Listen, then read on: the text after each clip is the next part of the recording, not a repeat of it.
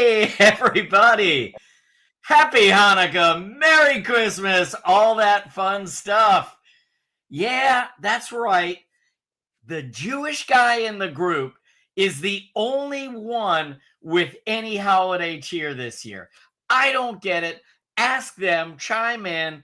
We need to tear them really new ones because, I shouldn't have to represent for all religions, is what I'm saying. That's all I'm saying to you. Anyway, happy Hump Day, everybody. This is Humpday Happy Hour with Dentist in the Know. We are your backstage pass for current trends, politics, and education in the dental world. We are live, and we are over a much-needed glass of wine. This time of year is festive, but this time of year can be oh so stressful, as I've learned from my colleagues who are about to join me. Some of my best friends in the world, Dr. Chad Duplantis and Dr. Jennifer Bell, who have also had shitty days today. Woo! Yeah. Happy holidays, everybody. Where's the Tylenol? Anyway. I was actually looking up that rant because that is the best rant on the face of the earth. What is? When Clark Griswold goes off on his boss. Yeah. That is. What a lying sack of monkey he is. Dog shit. We're going to have the happiest holidays since Bing Crosby tap dance with Danny effing K.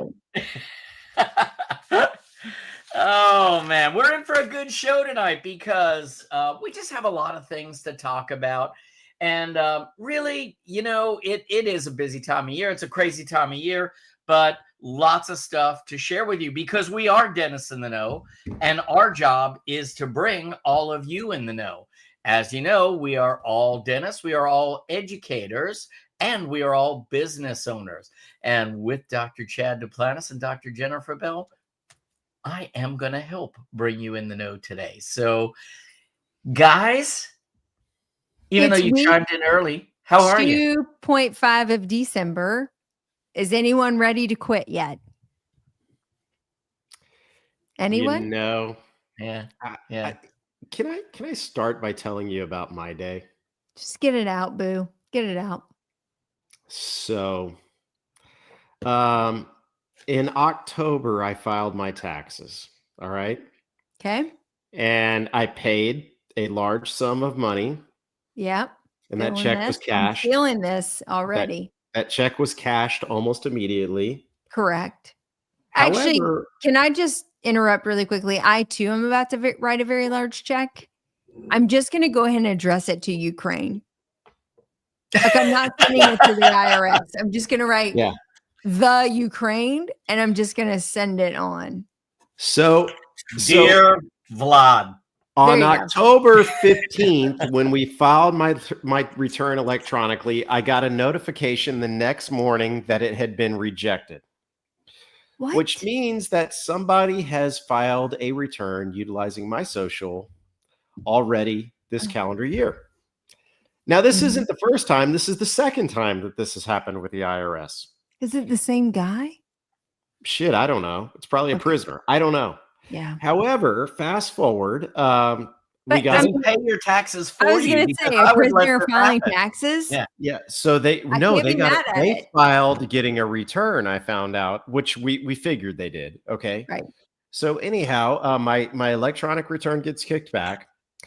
We send everything in manually, and my check is immediately cashed. However, a couple weeks later, I get a letter from the IRS. It's a letter 4883C. Which says that you need to verify your identity. So I call in and I get somebody on the phone and they say, oh, well, we can't verify you over the phone, which would verify 95% of the people. You have to go into an IRS office. So they schedule me on December the 20th at 8 a.m. A couple of weeks later, I get a notification from an IRS employee that appointment has been canceled because their computer systems are going to be down on the 20th. They already know that? On Monday or Tuesday of this week by 3 p.m. I'm like, okay, well, I kind of work, and that's kind of hard to do. For a minute? It's like the ice cream machines being down at McDonald's, JB. Oh yeah. They're Oh, it gets always better. down. So I call them and I'm like, you guys gave me 2 options which aren't going to work. I scheduled this.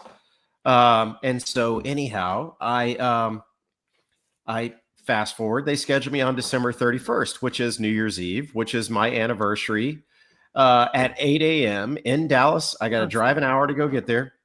Perfect. And then I get a call yesterday, or this morning, I get a call that appointment's been canceled because their computer systems are going to be down on the 31st as well. No. Yeah. No. So he says, I will call you back at noon and I can verify you over the phone. I have spent, mind you, 6+ hours on the phone with the IRS trying to verify myself. So I have a patient at noon and I'll be damned if I'm going to miss this appointment. So I reschedule said patient. They don't call me at noon. They don't call me at 12:15. They don't call me at 12:30. They don't call me at 1 o'clock. They don't call me. So at an hour and a half later, I call them back and I'm like, you guys were supposed to call me. And of course you can't get Jake, who called me this morning. You get somebody else. And lo and behold, finally, they call me back at 3 o'clock when I have another patient in the chair, after the second phone call. And guess what? They verified my identity over the phone. And they told me that I can get a copy of the fraudulent tax return that I want. And everything has finally been resolved this afternoon. But I will tell you that if one government agency needs to be revamped, it is that government agency. No doubt. No. I want to dive into this. So number one,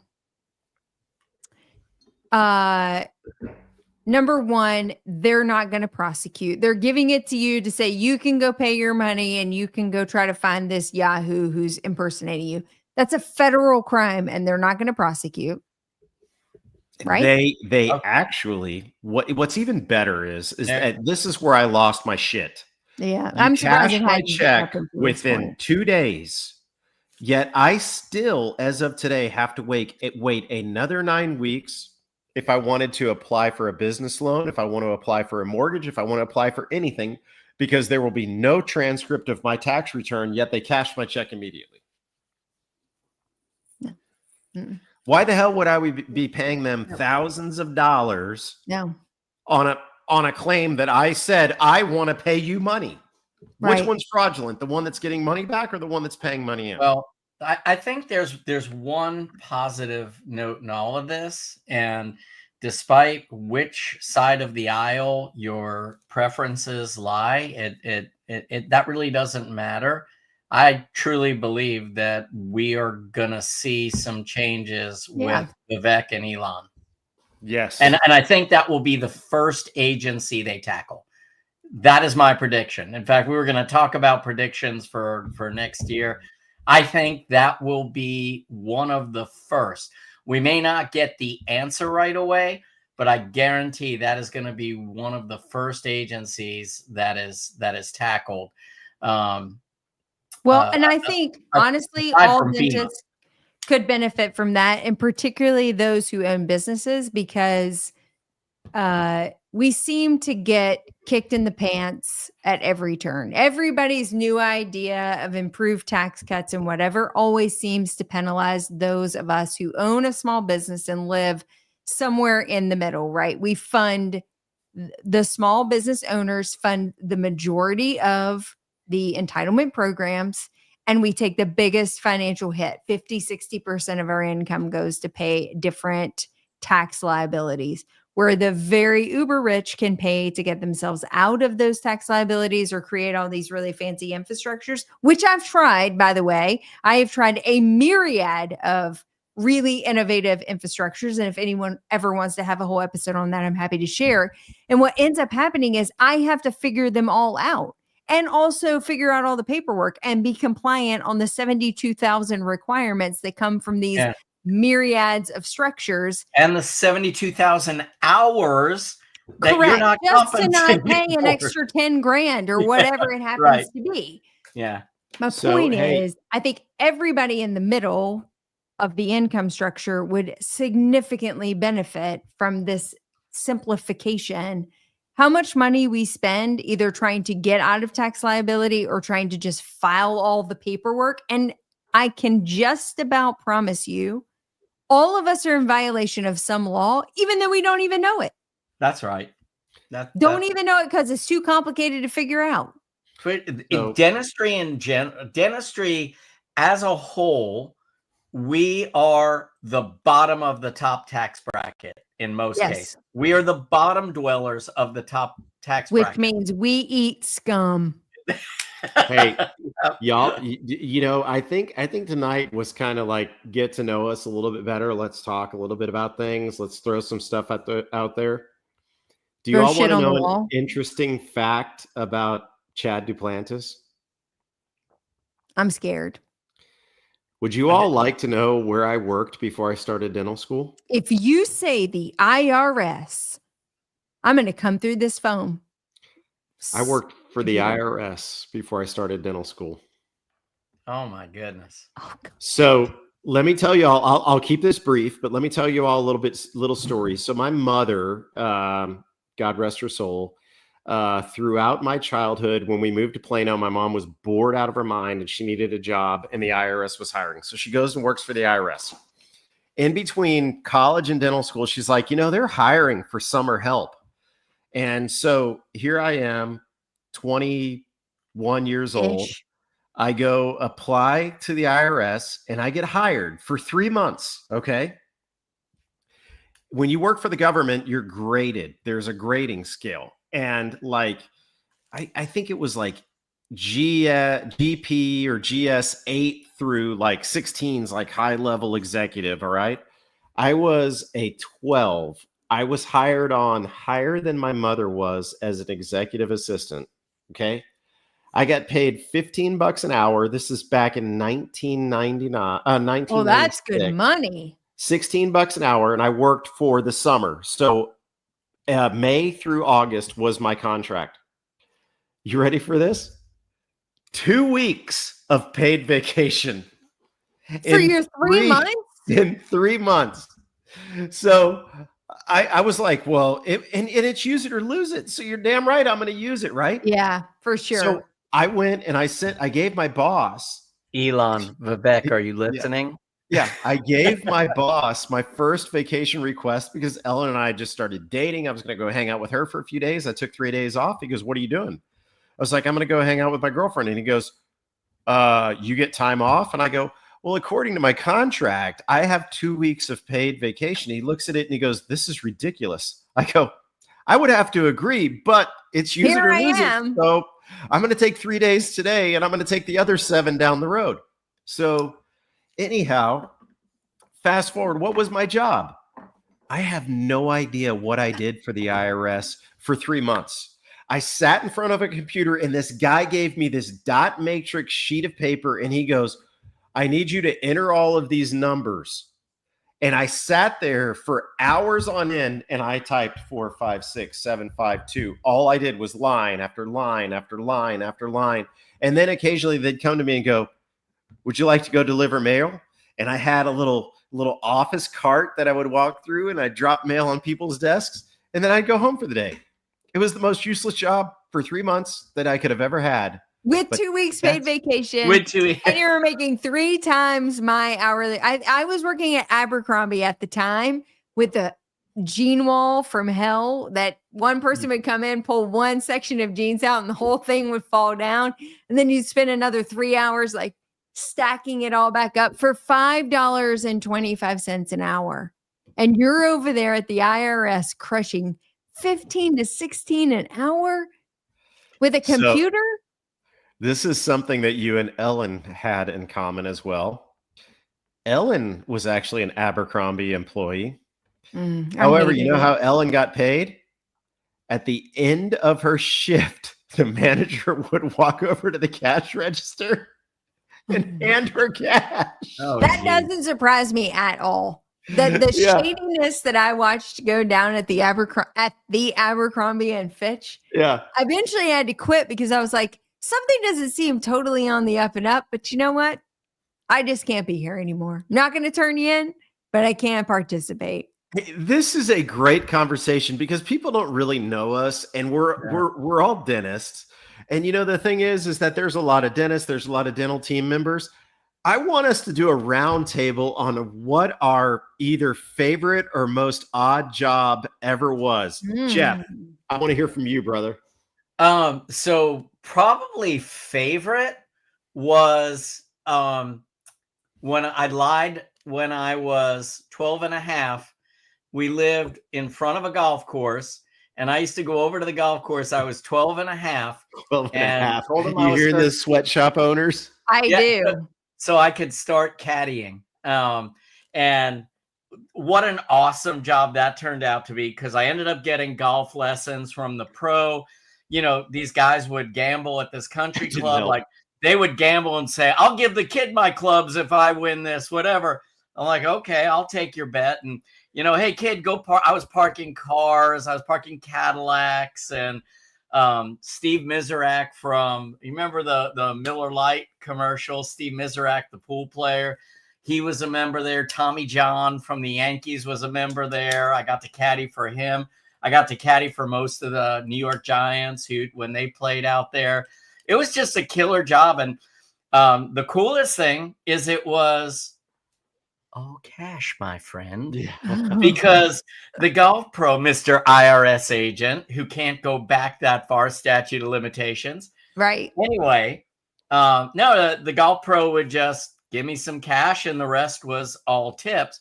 And one day I just happened to be in the right place. Guy who was working the golf carts and everything at the course gets pissed off at the pro and just like walks out. Next thing, as I see the face lean out the window, go, "Hey kid." I'm like, "Yeah." It's like, "You want to be the cart boy now?" Like, sure. So then I was in charge of all the golf carts. I was like 13 and I was in charge of like bag storage, golf carts. And I was coming home with cash like I was selling drugs. Like, my parents actually like, "What are you doing? Like, why do you have all this cash?" I'm like, I'm just working. Anyway, best job, goofiest job, the Noid. I was a Domino's delivery man at the University of Pittsburgh. Back in the days hilarious. Where if it wasn't in 30 minutes or less, it was free. That's hilarious. JB. Gosh, I've had so many jobs. I mean, my easiest, best job was a lifeguard in the summer. Like, it's just kind of the perfect summer job. The hours are pretty great. It was a community pool. Then you just hang out with your friends. If it rained, you were really quick to just shut it all down, and then you weren't really working anymore. Full access to the vending machine. So that was all really great. My oddest job actually was right out of dental school. I realized really quickly that I had just received a bachelor in science in biology and a minor in chemistry and was completely unemployable. Completely. I had zero skill set. So my dad knew the owner of a temp agency, and she agreed to meet me for an interview, and she did a placement assignment for me. And so I worked for 3 months, unlike you, Chad, still working at like $9 an hour. And this would have been in 2001 or 2. I mean, you'd already exceeded me 2x at that point.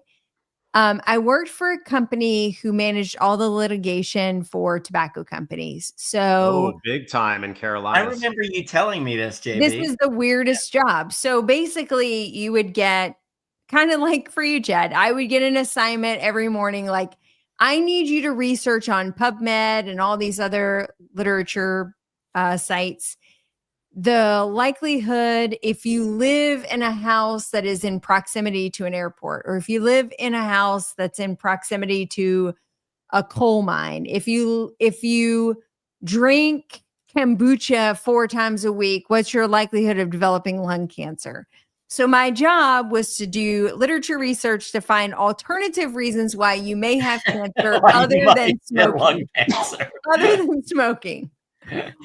And so I'd spend, hours on hours, like looking this stuff up, looking at people's medical charts. like, trying to discern all of this and then having to write papers that were then used in litigation cases. That was when the flight attendants were suing the tobacco. They had a huge class action lawsuit. Anyway, I realized that a $30 million company, standalone, separate from the attorneys, was what RJR was paying just for the research, just for the data and the culling of the medical records for all these litigation cases. So I spent 3 months doing that. It was a miserable, awful job. And subsequently then worked at a conference center doing all kinds of stuff for a couple of years before I went back to dental school. So, and I have also scrubbed the floors of dental offices. I was a dental assistant for 3 years as well, in between college and a couple summers. So I know the full job from top to bottom. I'm sorry. Did you say you were a dental assistant and scrubbed the floors? Yeah, I did. Chad, do your dental assistants scrub the floors? They might tell you today that they do, but they don't. Yeah, no, I was on my hands and knees with a scouring pad, like Cinderella. Oh my gosh. Yeah. Those girls loved the Profi Jet, and the Profi Jet was a disaster for the floor. Yeah. I also glued, anybody on a team will appreciate this. The first time I was tasked with developing my first full mouth series, because of course it was a dark room and I had to feed in all the x-rays. Have you guys ever done that? I assume you have. A dip tank or daylight loader? No, I fed it into a machine. Yeah, daylight loader. Yeah. Do you not see all this? Yeah. So a full mouth series in a little dental cup. I'm gifted that to take into the room, the dark room. And I've been shown one time like what to do. So I'm unwrapping. These were duplicate films, of course, right? So 2 films are coming out of each pack.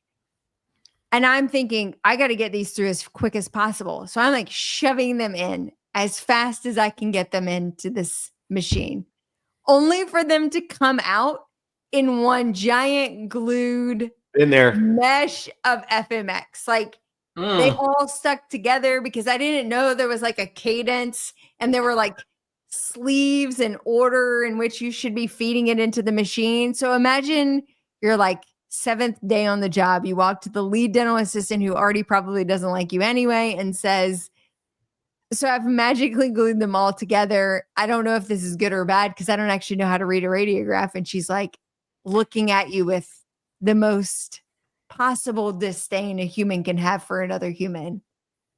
Because now she has to retake 18 films. That's right. Yeah. Because those x-rays in that machine went through 3 carcinogens before they got into the water. Right. Yeah. Right. Yeah. And I glued them together. So, Been there.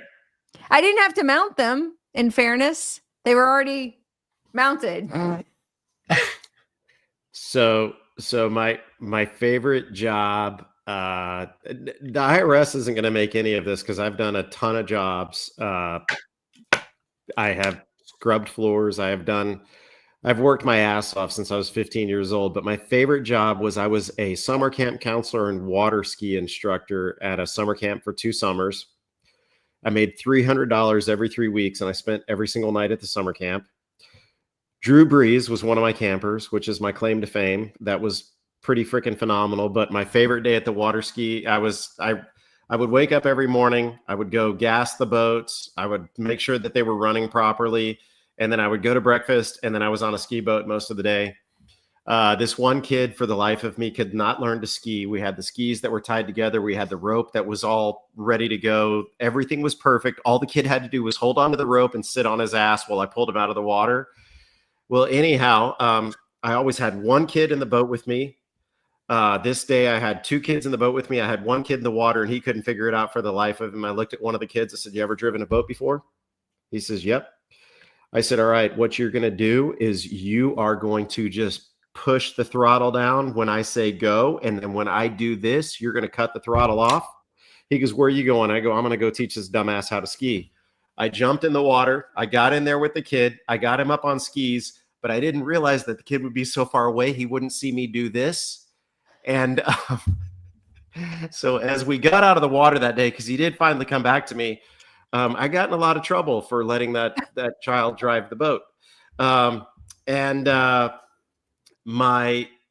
would say my worst job, but my most rewarding job, because it really made me realize what life is all about, is when I quit my associateship and I was buying into my practice. I had a lull and I had no job and I had a 12-month-old son, and I needed to work. And so I went to work for public health for 3 months while the practice was being finalized. And I have utmost respect for those that work in public health. It's a tough job. It's a hard job, but it's a rewarding job as well if you treat it appropriately. And it made me learn a lot about myself and a lot about our profession and a lot about what we should be. And that's Tanya Sue, I've had David Manzanares. We've got a lot of great ones out there that are still doing it. Yeah. So here, you know what? Here's to all of our public health dentists. Cheers. Cheers. So let me tie this in, and then I would like for JB to do her news segment, because I think she has something that we really need to talk about tonight. But I want to tie this conversation that we've been having into dentistry, into practice. What are some of the lessons that you learned from your early jobs that you were able to apply as a business owner once you owned a practice? Well, I can say working with the public is really important in any job. 100%. Having a customer.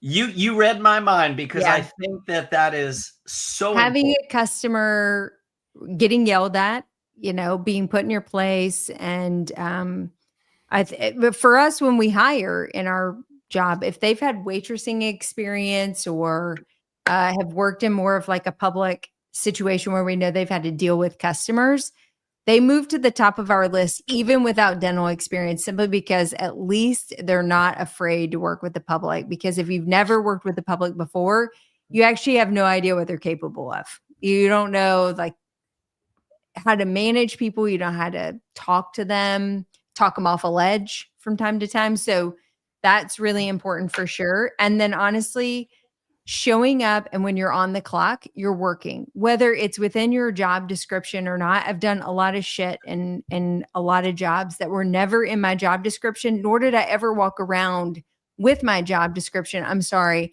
that's not really what you hired me for. It was literally, you're paying me to be in this place, wherever it happens to be, and the request of you is reasonable and it's good for the business. So I'm willing to literally scrub the floor of Profi paste behind the dental hygienist, even though most dental assistants might say, well, that's not really my job description, but it's good for the business, it's good for the practice, and I'm being paid. And if I don't have something else demanding of my time, then why would I not get down and do something that's good for the business? And I think that mindset for me has carried through.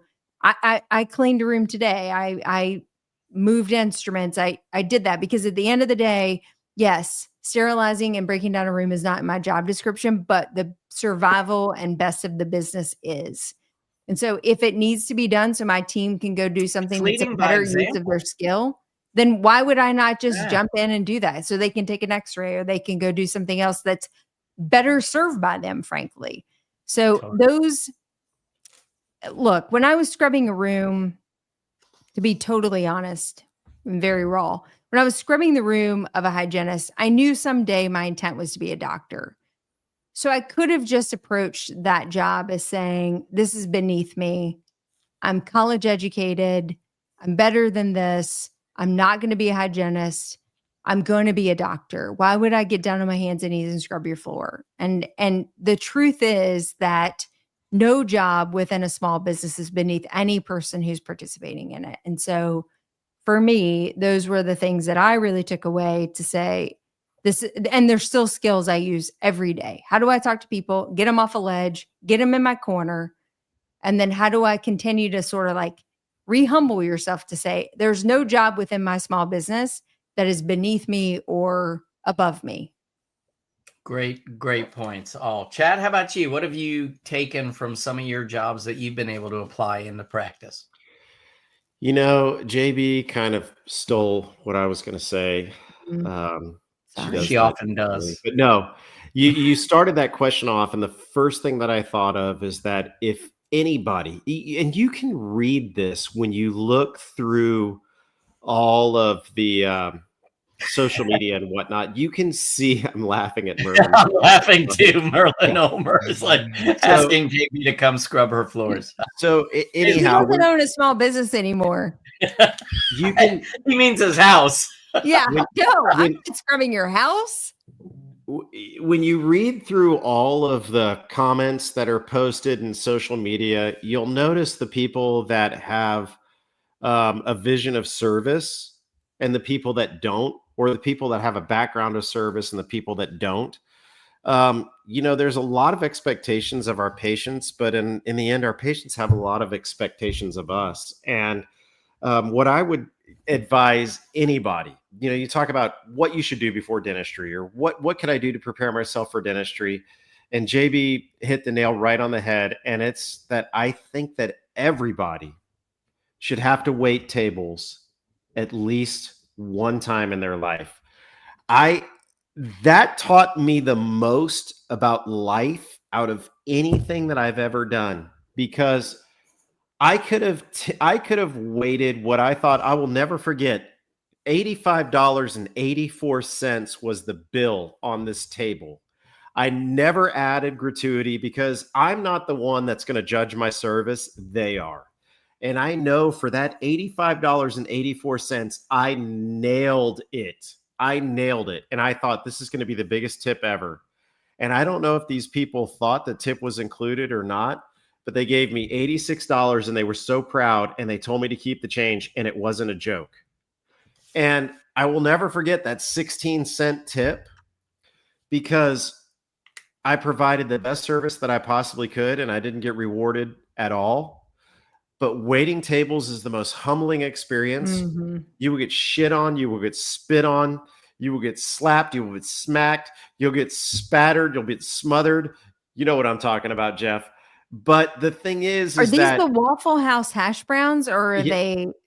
yes, it is. It is. The waiting tables will give you such insight to running a dental practice. It's unreal. For It teaches sure. you everything about service and about the customer experience. Yeah. And I always tell people, take your team out to a nice dinner at least once and let them experience what true service is about. I mean, service industry is hard, and we're in the service industry. I hate to say it. We're in the service industry. It's hard, but And waiting you can't tables, control your customer, so you waiting have to kind of tables is the most eye-opening experience, because the richest of the rich will come in and they'll treat you like crap, and the poorest of the poor will come in and they'll treat you like crap. But it's the people that appreciate you that are going to, and the people that, you just want to create appreciation. And so it's a humbling experience. That's what I learned. Yeah. So I agree with both of you. I think even if it's not waiting tables, so and that's what I did all through dental school. That basically all of my spending money, living expenses came from waiting tables through dental school. But even without that, I think anybody who gets time in the hospitality industry in general. So I don't care if it's working in a hotel. I don't care if it's working at a golf course. Some of the lessons that I learned early on, even working at the golf course, where, our job was just to make the members feel like they were special. That was it. That was my only job. They would tip me as long as I made them feel special. And that doesn't mean anything crazy or dumb, but did it mean sometimes scrubbing shit off of shoes? And I do mean like goose shit off of golf shoes. Or, did it mean, hey, take my car to get an oil change while I'm playing this round of 18 holes? Still, it's that understanding of people and how different people treat you and how you're going to react to people when they maybe don't treat you the way you ought to be treated. So Right. I'm like you, JB. When I see an employee candidate that comes in and there's an application and I see a significant amount of time in the hospitality industry in any form, they do go to the top of my, I need to at least talk to this person Right. because at least they understand people and service and humility. We all have to be humble, and I think nothing humbles you more than being in the service industry at some For point. sure. I think everyone in the world should do that. On another point, I also got my dad owned an underground sprinkler company, and every summer I would go and help him and work on his crews installing underground sprinkler systems, and then got to the point where I handled a lot of the service for him. And the thing that I learned there was how important taking pride in your work is to the success of a business, which is something sadly that I don't see in a lot of businesses now, is just that sense of pride in the type of job that you do is something that's, it's waning. I don't see Yeah. it the same way it was taught. And truly, I do believe this. There is so much demand for services now that all you have to do is do something, take pride in it, stand behind it, and offer it at a reasonable, I'm not saying cheap, I'm saying a reasonable price that people can pay if that's what they elect to pay for.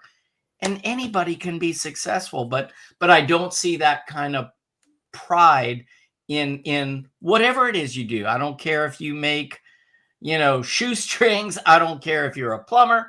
I don't care if you're digging holes and putting sprinkler systems in. Take pride in your work and stand behind it. And I When think that, no one is looking. yeah, when no one is Yes. Right. looking. I mean, that's truly ethics. Doing Yeah. the right thing when nobody's watching. Yeah. So anyway, great conversation, impromptu. Love I it. love it. JB, I think you had another topic that you wanted to hit. Do you want to maybe do a little news segment? Yeah. Can I hide for? Okay. All right. She said she wanted to hide. Ghost. You know what? Someday we'll get this under control. I mean, it's only 4 years then. Why would we know what we're doing at this point? All right, team. This is what we're going to discuss. I'm going to bring the boys back up after I introduce this particular news item. So, as of this week, as of yesterday, the ADA is investing in Pearl. Now, as you know, in full disclosure to this news segment, Pearl is a sponsor of this podcast. We have a great relationship with Pearl and the individuals who work there. So this is not necessarily connected to them in any way. But I found this incredibly interesting that the ADA is now investing in Pearl. Now, they don't just invest in Pearl, they invest in Pearl and Overjet, two of the forefront AI companies that we're seeing in the dental space currently. Now, they're using their ADA reserves to invest in these two companies. Is that their endowment, their foundation, that they're using the money to invest? I don't know. Is that to level the playing field? Because they've actually been an investor in Overjet for quite some time and just bringing Pearl on recently. I've had a significant issue, if we're going on an editorial piece versus a news piece, I've had a significant issue with the ADA being an investor in Overjet for quite some time and having what seemed to be a very tight-knit relationship with Overjet. So is bringing Pearl on to level the playing field and to appear as though they have no biases towards particular artificial intelligence companies? I don't know. Does it make sense for a membership-based organization to be invested in for-profit companies in which they are currently writing the standards for? That's correct. So ADA has the standards committee that is working on artificial intelligence standards. Is it appropriate or a conflict if they are directly invested in the two major organizations that are providing the artificial intelligence to our dental profession. Now, look, I've had a long-standing issue with the investment in Overjet. So at least bringing Pearl into the playing field is advisable to level it out and say, look, we're playing with all parties. So I agree with that. But at the end of the day, as a dentist and a member dentist of the ADA, I have a slight issue with investing in for-profit companies when we should be setting standards for the profession based on science and evidence alone, not who's buttering our bread. And with that, that's the news. And now I have to bring on my guys to discuss. I've this got a development. question. How many of you would feel comfortable if the FDA was investing in Pfizer? I would not. I mean, this is the same point. So, do I think it's a smart idea for an organization? I get it, not for profit, but that's okay. You can still use monies that are invested for great purposes in a nonprofit organization Sure. that Don't benefits, disagree with that. that absolutely benefits your organization as a whole. But can you invest within your own industry and then stay unbiased? You cannot. Mm-mm. That is the classic conflict of interest. Yeah. And just in the way you wouldn't want your FDA or your CDC investing in the pharmaceutical companies that they are supposedly creating the standards for, we would not want our organization to no, Chad, no, not yet. We don't want our organizations that are saying they are there to protect the public. No, that's not how it works. There is no way, if you have a vested interest in a company that you're invested in within your industry to do well, there is no way you can remain unbiased and be doing the bidding of public health. No way. So you know where I stand on this. I know. Counterpoint. Okay. You mentioned two organizations that I get your point 100%. But you've got the Food and Drug Administration and you've got the Centers for Disease Control, both government-run organizations.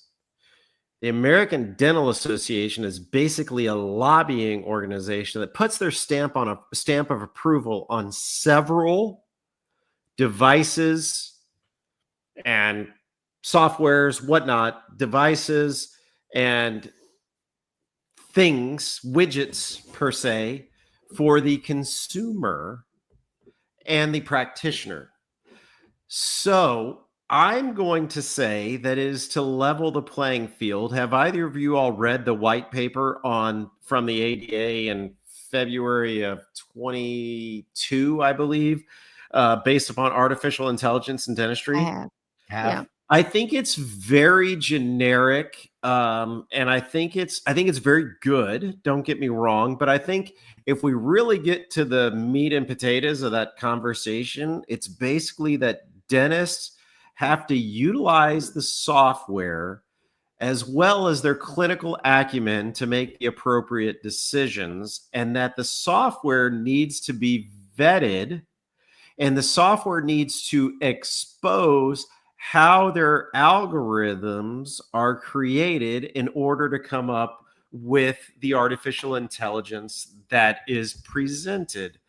And so with that being said, I'm not totally disagreeing with you, Jeff. I do have some beef with it, but I'm going to say that I think the ADA, if they're going to put their stamp of approval on various items and whatnot within dentistry, they need to understand all of them and they need to play fair game. But the question ensues as to where does it end?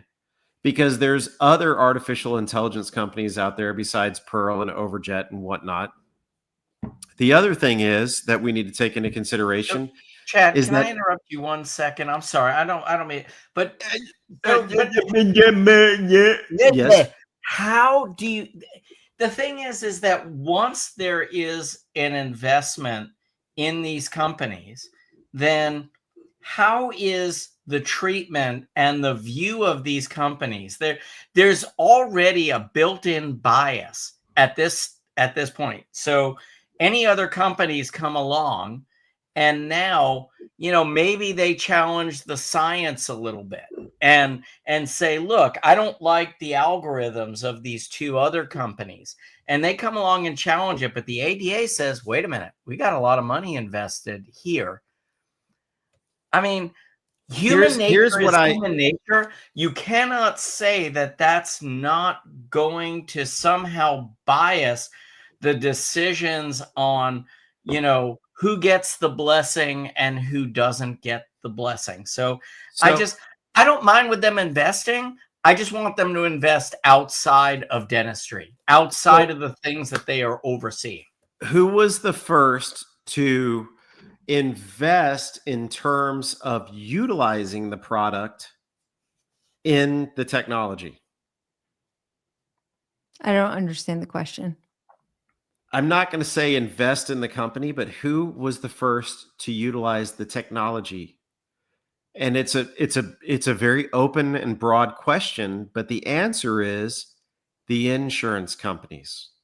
Yeah, for sure. So and the thing is that I don't think we really know how insurance companies are utilizing this data that they're receiving from AI.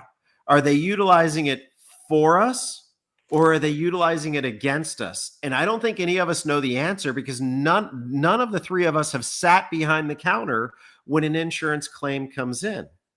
Now, with that being said, I have to hope that the ADA is investing in artificial intelligence so that we can work better with insurance companies. I don't know the answer. I don't think any of us know the answer. And I would love to get Brett Kessler on here, because I'd like to find out the answer.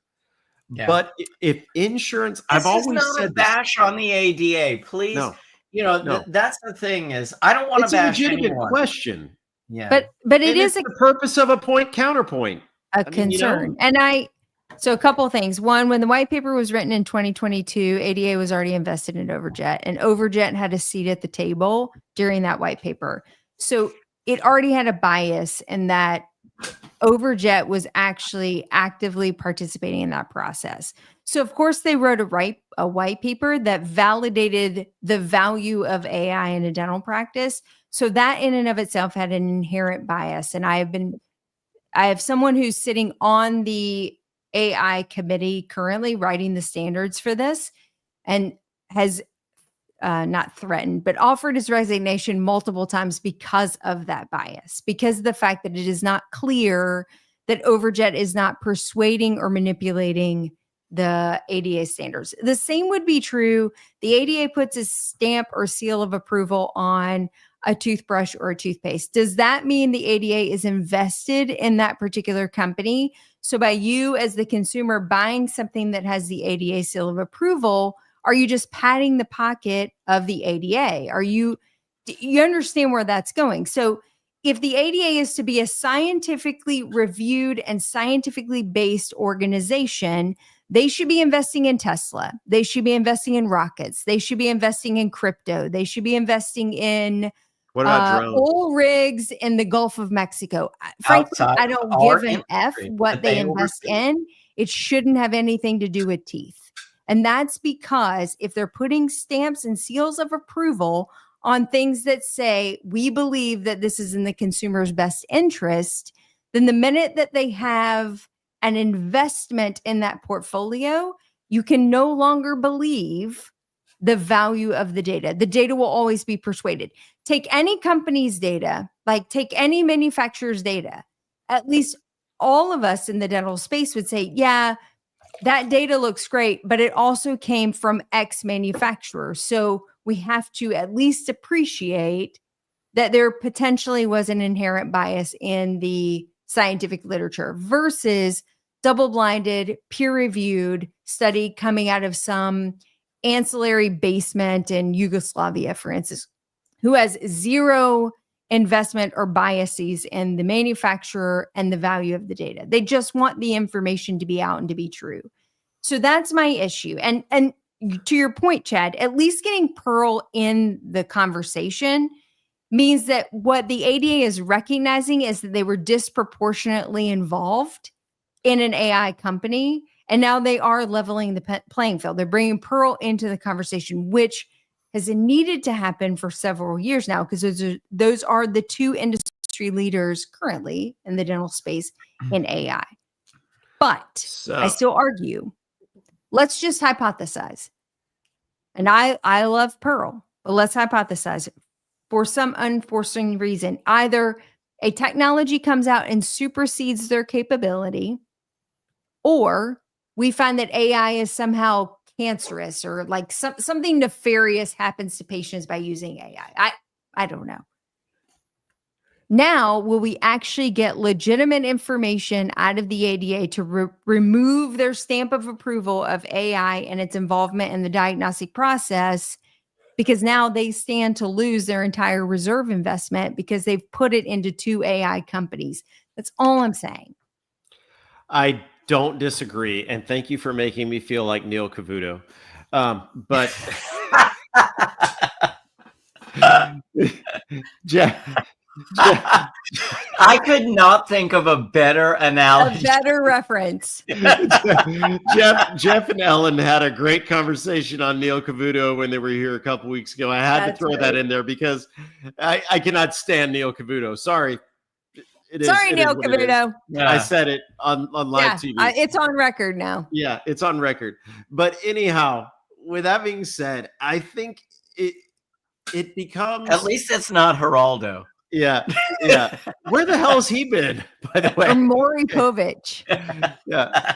So with all of this, I think what it really shows us, I mean, if we want to just dig deep, there's a lot of woulda, shoulda, coulda, why is this happening and everything like that. And we could beat this to death. But I think what it really shows us is the influence of PE within the ADA, within the lobbying industry. And we've got to understand that regardless of what we want to think, the ADA is not our governing body. Our state organizations are. Our state board of examiners, that's our governing body. It's not the ADA. The ADA has power, but I think there's a lot of PE money in the ADA. And I think that that's changing quite substantially. And I think that, they're in it. They're trying to sustain and trying to make a profit. They're trying to figure out what their best ventures are going to be. And right now, if I'm going to throw my money into anything, it's going to be artificial intelligence technology. And that's great, but you could throw your money into artificial intelligence in so many other arenas. And my problem is this, is that here's what happens with the ADA. You are so right. They are not a governing body in any way, shape, or form. But when you look to the state boards and you look at a lot of the people sitting on the state boards, these are not the dentists like you and like JB. These are not the dentists that are going out there and trying to be the best clinician and have the most understanding in the profession. I'm sorry, a lot of these are just dentists that are not in the know. Seriously, a lot of them get into the political scene early on, and that's what they do. And thank you to all of you. I don't want this to be a slam on the state boards, but what state boards end up doing is they end up looking to the ADA for guidance in what their policies are going to be. So the ADA says something. They say, well, the ADA said it, so it's got to be true. This is now going to become our state policy. And so that's the issue that we have now is the ADA has a huge responsibility in what they do. And no, they're not a governing body, but the governing bodies are always looking to them for guidance in their policies. And when they go off on these kind of sidetracks, the governing bodies are also misled. That's my issue with the whole thing. So let me ask you this. Okay. So what's the purpose of investing? To make money. Right. So if the purpose of investing is to make money, and we pay dues every year that are rising substantially. Actually, they've been on pause for almost 2 years. They've risen substantially since I got out of school. Out of school, yes. There you go. I think that's fair to say that they're much higher than they were 5 to 7 years ago, correct? Correct. Okay. You get where I'm going with this. Chad, you ignorant slut. Keep going. I don't know if anyone is old enough to know that reference. Yes. So wait, she's a big fat girl. Anyhow, if we are, and now you threw me off, Jeff. If the ADA is making money off of an investment, is that going to relay to us, the consumer of the ADA and dues? No, because the typical organizational structure is non-dues revenue and dues revenue. And non-dues revenue goes into foundational investments, and the dues revenue pays operational expenses. So I would love it if they made a bunch of money, but when they make money off of their investments, that doesn't return back to the budget for operational expenses. Yeah, it typically stays in a. Yeah, I'm sorry. Well, I mean, I can only speak from the AGD and what I interpret from their budget, but the dues revenue and meeting attendance revenue that they make is what does operational expenses. When they make money in investments in their portfolio, that's in the investment side. It's completely separate. It's a separate budget, separate bylaws and operational liability, and that money doesn't return back to the bottom line of well, quite frankly. What? Well, hang on, let me just throw this out there too. Is there are so many avenues for investments, like dentistry. Like, why, if you're a dental organization, do you feel compelled to invest in dentistry when that's just a conflict? There are so many other avenues. You could invest in AI outside of the dental world, and it has way greater applicability than it does to dentistry. And I will tell you, as someone who has invested in things outside of dentistry and invested in things inside of dentistry, I've made a shit ton more money on the stuff I've invested outside of dentistry than I have on the things that I've invested in inside of dentistry. Agreed. So here's a legitimate question. I think there's one big problem with all of this, okay? Jeff, JB, within 30 seconds, can you name 5 companies that the ADA is currently invested in? I can name 3. ADA, Overjet, Pearl, and Oral Genome. Jeff? I got nothing. I got nothing either. The point is that there are investments outside of Pearl, outside of Overjet, outside of Genome that we know absolutely nothing about. One of the biggest problems with this is the publicity that was thrown out there because of the investment into Pearl. Being an outsider looking in, we don't know if this budget is separate from what the budget that we see is. We don't know what they're invested in, but there's a lot of dentists that are going to be pissed off because they invested in Pearl. There's a lot of dentists that are going to be pissed off because they invested in Overjet. I mean, it is what it is. But no, they should be happy if they invested in it because that's only increase their value. Well, as a dentist, is it going to increase our value? It's the difference between an investor and a member. Like as a member, or if you care what the ADA says and they're actively writing the standard for it, Sure. there's a direct conflict of interest. I'd like to know what else they're invested in, and I think that should be available to the members, and I'm sure that it is in some way. Can shape, we or get form. that list? But the thing I is think that there should be a mandate to invest. we can't name outside of our everything that they're industry. invested in, and I wouldn't expect us to anyways, but it's just the public statement that was made within the past few days. I think it ruffled the feathers of many people, is my point. Yeah, to me, it's not about. And I get what you're saying, and I mean it's a valid point that we're raising hell because this is what's in the news right now. But playing devil's I just think there's no reason with all of the available outlets for investment that the governing agency, when I say governing agency, I should say the agency that is responsible for, giving the go ahead and the seal of approval, and someone who is really helping guide the policies for a lot of state boards.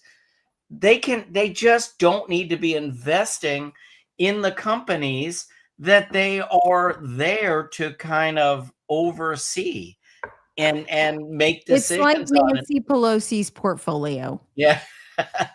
Yeah. It's a great conversation. Or Neil Cavuto's. Yeah. Well, and just a capstone to that, Jeff, what it does is create doubt and uncertainty in the minds of any dentist who is continuing to, when you get your due statements and they're all lined up in a row at some point in December, all your renewals are coming due, your AGD, your ADA, your specialty organizations, whatever, and they're all lining up. And each dentist, if organizations aren't aware or not, are sitting there looking like, number one, what can I afford? And each year that becomes a tougher ask. And then which one is representing me well? And which one has my best interest at heart? And I think when things like this do come up in the news, where you're leaning in on the integrity and the ethical nature of each of those organizations to represent you and represent you well, as these things compound upon each other and the total value of all these memberships starts to exceed, to your point, 3,000, 4,000, 5,000, whatever that happens to be, like decisions start to be made. And I think all organizations are facing decrease in membership numbers. And, whether what we see or perceive as true or not, the optics of this particular thing, 100%. Number one, highlights the fact that they've been in bed with Overjet for a long time, and that needed to be rectified. So hopefully if Pearl coming in will level set that, I think that's a positive movement. But two, I think just in general, the optics don't look great. And now the ADA is going to have to go on yet another PR campaign to clean this up. And they seem to be on that constantly. Perception is reality. I mean, that's the bottom line. Possession is 9/10 of the law. But, if it looks like crap and it smells like crap, don't taste it. Or let us know. All right. Well, go ahead, Chad. Close this out. And one more saying: when someone says "smell my finger," never do it.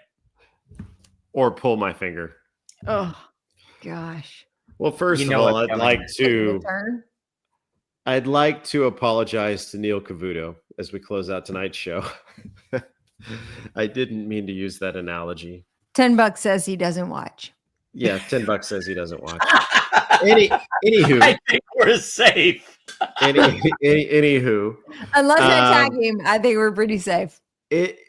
For those of you that don't know us, you got to learn a little bit about us tonight. You know, we fight the same fight that you do every single day. Yeah. I think it's pretty obvious that we don't know what our political bodies participate in.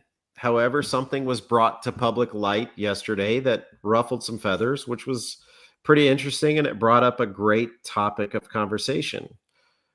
If you want to do something about it, then freaking get involved, okay? Just to throw it out there, the ADA was also in Croatia this past week, and they were trying to tell Croatia how maybe they could have a better dental society. Maybe they should focus on our own country. But with that being said, one of the things that I'd really like to do, because regardless of what was discussed tonight, I do want to say that I have the utmost respect for the current president of the ADA, Dr. Brett Kessler. I would like to have him back, and I would like to have his feedback regarding what's going on with Pearl, what's going on with Overjet, what the hell's going on in Croatia.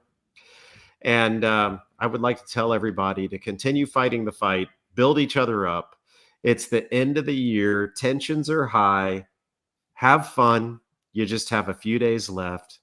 And with all of that being said, we hope that every single one of you have a very Merry Christmas, and we wish you all a very prosperous New Year. And next time on Dennis in the Know, we're going to talk about what the hell we do in the new year to rally our team after either an incredible or a disastrous year. So, hey, everybody, have a wonderful holiday season. We wish you the best. Merry Christmas. Happy New Year, Happy Hanukkah, Happy Kwanzaa, whatever you celebrate, we're with you. We just hope that you have a blessed and joyous couple of weeks away from the practice. Have a Love wonderful you night, all. everybody. Good Thanks night. for being here. Good night.